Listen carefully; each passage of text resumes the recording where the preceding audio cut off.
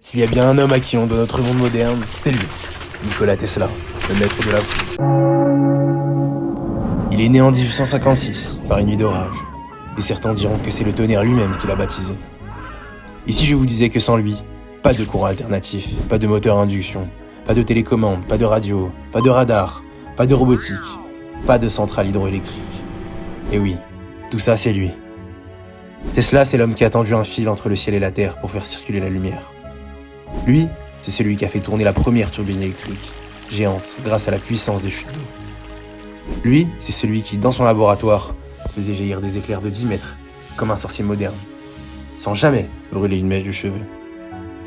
Il imaginait déjà le smartphone, le Wi-Fi, les drones, en 1901.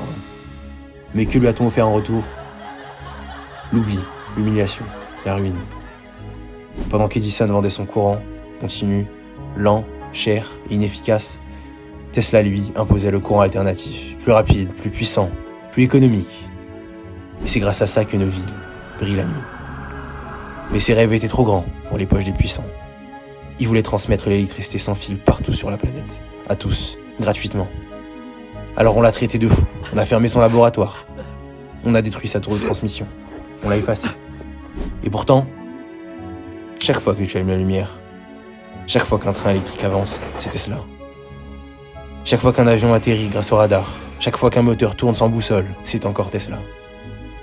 Il est mort seul, dans une chambre d'hôtel, ruiné, rejeté, incompris, mais avec dans sa tête des idées 100 ans en avance.